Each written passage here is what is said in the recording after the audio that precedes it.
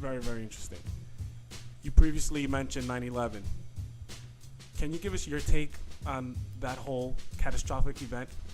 Sure. 9/11 is very, very important because, and even though it's talked about so much, and we've actually brought it out into the mainstream media now, and they continue to bash and call us all sorts of names, conspiracy theorists and whatnot.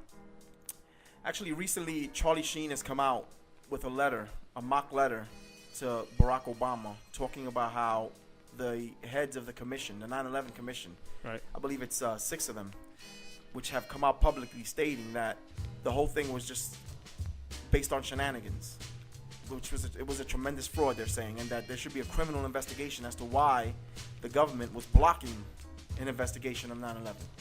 Now, this makes me feel good because all over my books, in the conspiracy fraud and as well as the war on terror fraud, this is one of my main issues with the whole 9/11 thing. Okay. That people want to believe the official story of 9/11 and call someone else a conspiracy theorist.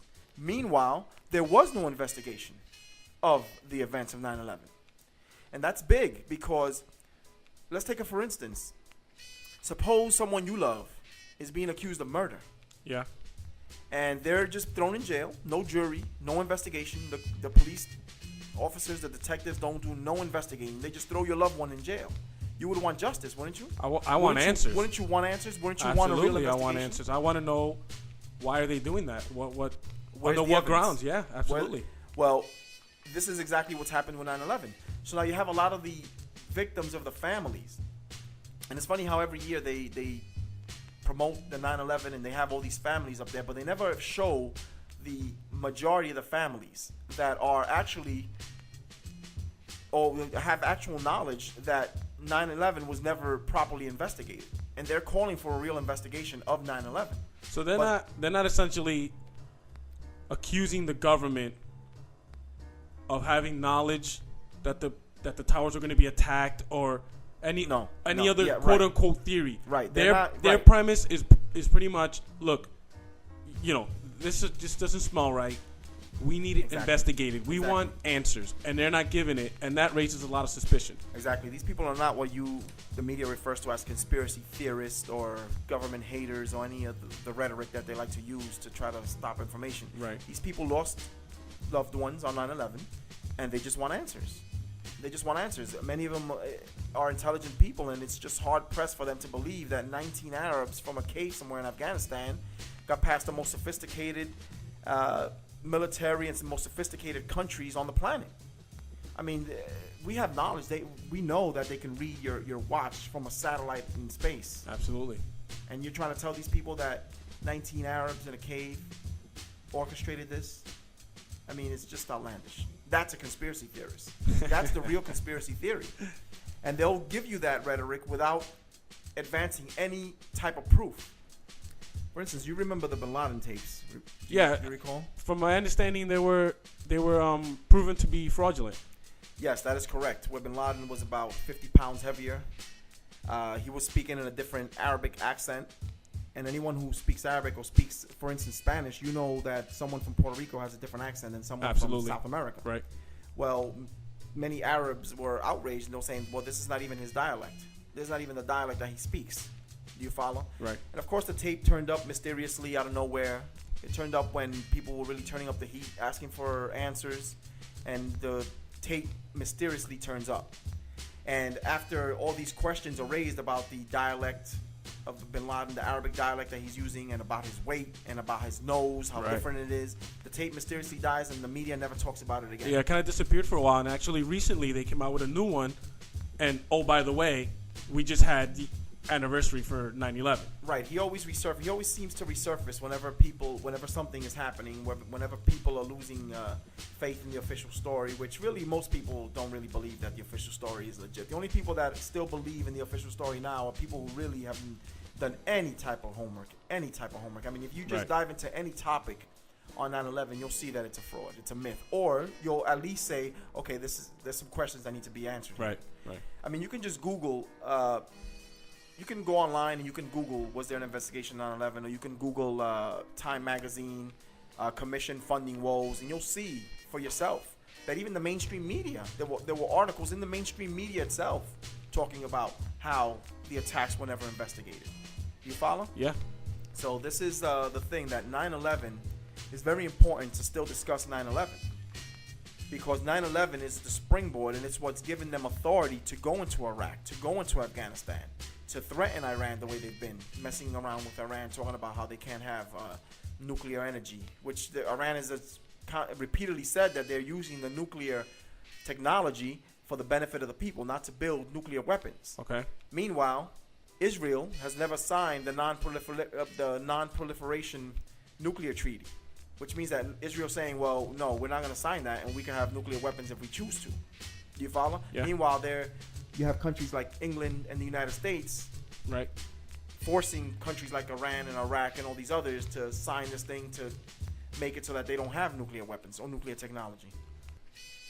What is the benefit with 9/11, with all these false flag operations? I have to assume that the swine flu epidemic is also false flag. Oh, absolutely. What is the ultimate benefit? Well, the benefit is to set up the one world government that they want. See, without 9/11 and without them taking away more of your liberties, they won't be able to set up the one world government that they want to set up, the one world dictatorship. And people are under the impression or assumption that a dictatorship is only this one guy, like a Saddam Hussein or a Fidel Castro. They don't understand that a government that tells the people what to do, what to think, how to act, that's a dictatorship. It doesn't have to be one single individual. What they've done is they've set up a system that controls the people. And it controls them economically, emotionally, and every other way possible. Psychologically. To keep them suppressed. Exactly, psychologically. To keep them suppressed. Keep them from waking up. Keeping them from questioning. What's the purpose? Why are we doing what we're doing? Where are we headed? Now, Mr. Paulino, we briefly covered some of the material from your books, The Conspiracy Fraud and The War on Terror Fraud. We're a little pressed for time, but before I let you go, I want you to talk about your third book entitled The Fraud of Money in Banking. Sure, and hopefully I can come back and discuss it further. Absolutely. It is a very important topic, and it's really what's going on right now. As our economy continues to rot away, and they continue to sucker people in by telling them, oh, the economy's getting its legs, which is a total lie and it's false. Okay. You follow?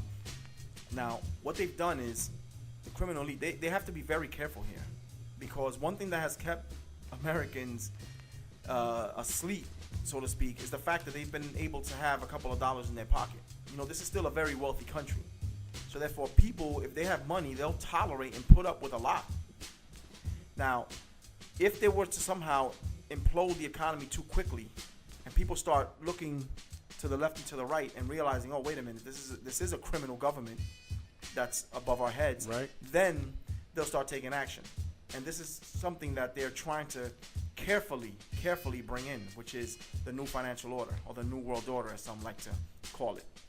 Now, in the Fraud of Money in Banking, which is the birth of the new financial order, I explain how money is actually created, which is very important. It's very important for people to understand how money is created.